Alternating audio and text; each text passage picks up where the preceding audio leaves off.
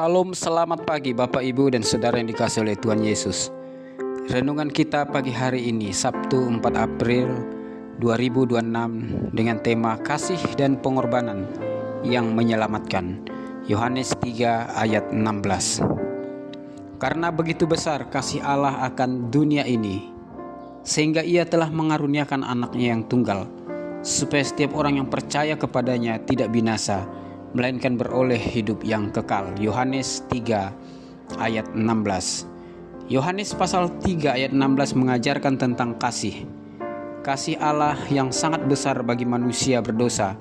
Bahkan Alkitab mengajarkan kasih bagi seluruh dunia. Sifat kasih Allah inilah yang membuatnya mengasihi manusia berdosa dan tidak membiarkan manusia berdosa hidup dalam dosa dan mengalami kematian kekal. Manusia adalah objek kasih Allah, karena manusia diciptakan untuk mewujudkan kasih Allah dalam kehidupan. Tetapi hubungan kasih antara Allah dan manusia menjadi rusak. Manusia tidak dapat lagi mengasihi Allah dengan sepenuhnya. Dosa telah merusak hubungan kasih antara manusia dengan Tuhan. Putusnya hubungan kasih antara Allah dan manusia telah mendatangkan bencana bagi manusia. Manusia menjadi kehilangan kasih dan hidup rusak di bumi. Dosa berkembang dan merajai kehidupan manusia, sehingga manusia tidak dapat mengasihi Allah dan sesamanya karena rusak oleh dosa. Dalam kondisi yang menyedihkan inilah Yesus datang ke dunia.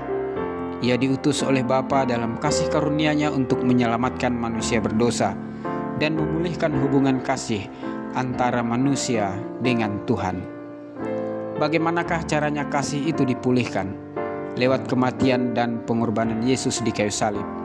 Yesus telah memikul dosa kita di dalam tubuhnya di kayu salib, supaya kita yang telah mati terhadap dosa hidup untuk kebenaran.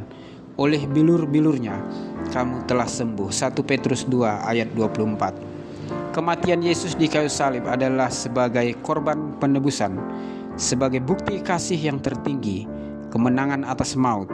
Penyalipan adalah simbol penderitaan, tetapi juga jalan menuju kebangkitan. Yesus mati di salib, di mana kuasa maut telah dihancurkan. Melalui pengorbanan salib Yesus, ada harapan, kemuliaan, dan kehidupan baru. Bagaimanakah respon kita terhadap pengorbanan Yesus yang menyelamatkan? Injil Yohanes 3 ayat 16 mengajarkan agar kita percaya, supaya setiap orang yang percaya kepadanya tidak binasa, melainkan beroleh hidup yang kekal. Percaya artinya menerima Yesus dengan iman dan ucapan syukur, mengalami pertobatan dan berbalik menuju jalan Tuhan, berserah penuh dalam iman kepada Yesus, hidup dalam ketaatan, dan memiliki relasi atau hubungan yang dalam dan permanen dengan Tuhan Yesus. Yohanes 15 ayat 5. Pengorbanan Yesus karena kasih-Nya berdampak dalam hidup kita karena ketaatan yang kita miliki untuk hidup berjalan bersama Tuhan setiap hari. Kasih dan pengorbanan Yesus adalah kasih yang menyelamatkan. Tuhan Yesus memberkati. Amin.